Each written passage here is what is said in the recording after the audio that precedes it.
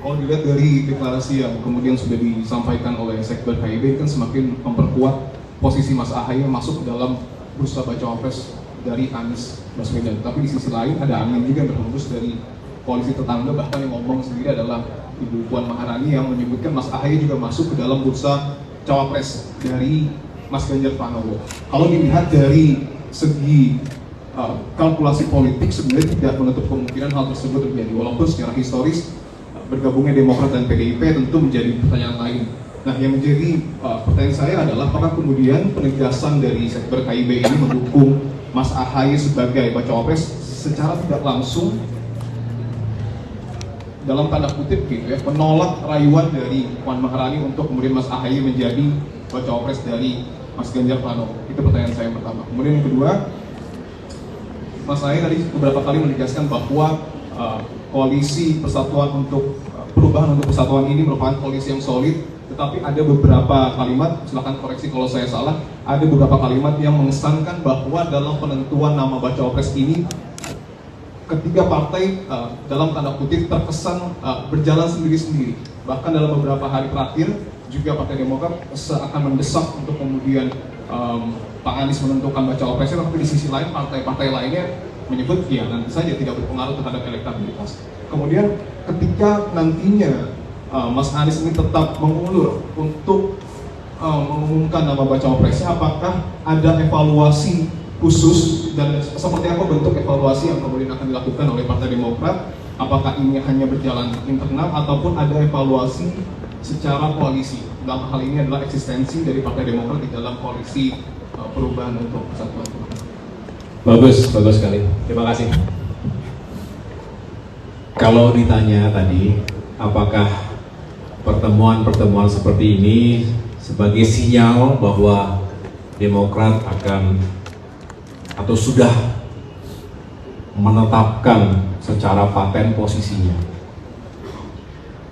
Begini, saya pertama berterima kasih kepada siapapun yang menyebutkan bahwa AHY bisa diperhitungkan dan lain sebagainya, berpasangan dengan siapapun ya.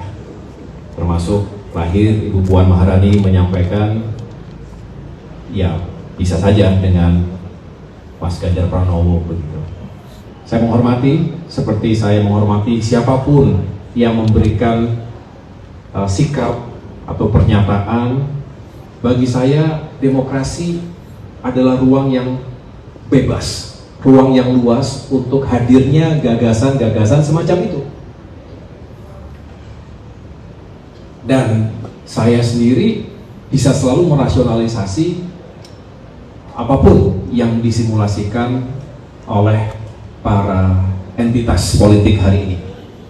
Nah, sama, kami juga terus membangun komunikasi dengan siapapun, dengan partai-partai politik manapun, bertemu dengan para tokoh, bertemu dengan pimpinan-pimpinan yang kami anggap juga bagus kalau selalu terbuka ruang komunikasi. Politik Indonesia memang harus cair.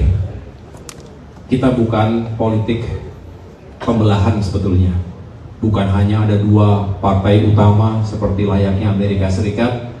Itu saja mereka selalu membuka komunikasi antara Republicans dengan Demokrat di Amerika misalnya. Nah, kita ini multi-party system. Jadi harus terus membangun komunikasi dengan cair, fleksibel, tapi kami memilih juga tetap menjunjung tinggi etika, nilai, dan juga prinsip-prinsip dalam berkomunikasi politik.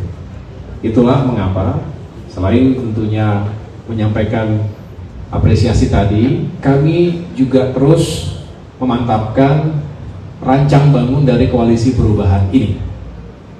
Kalau masuk ke yang kedua, ada perbedaan antara tiga partai politik yang sedang berkomunikasi intensif ini, Demokrat, PKS, dan Nasdem, adalah sebuah kewajaran.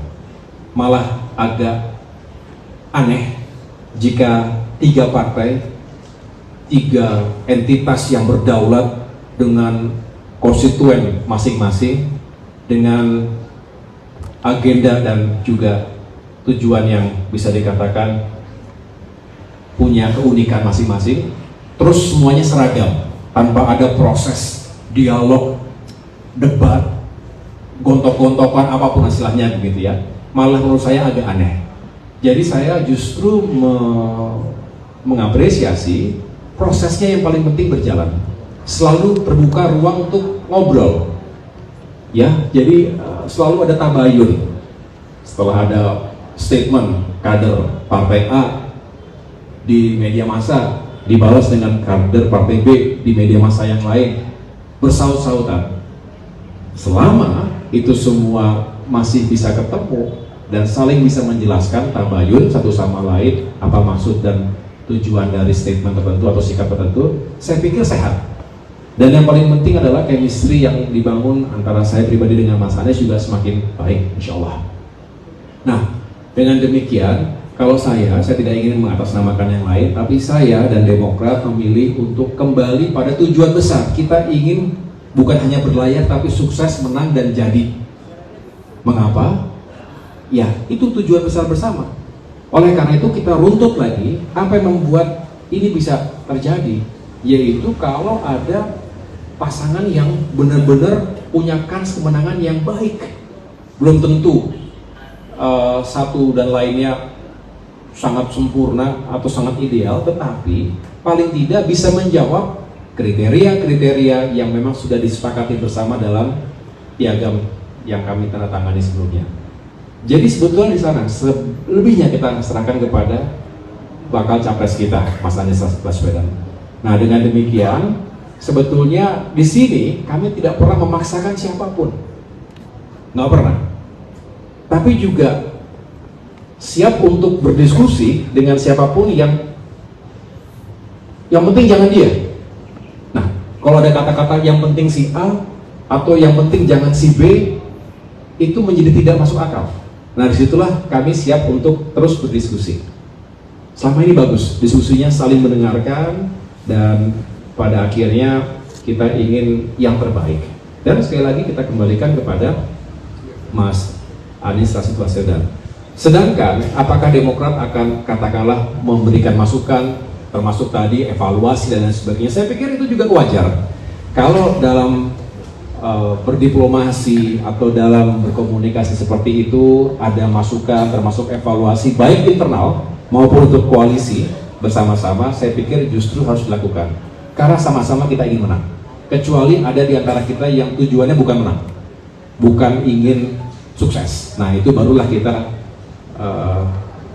berbeda. Tetapi kalau masih tujuannya sama, saya pikir memberikan masukan bahkan evaluasi kritik yang membangun sangat baik.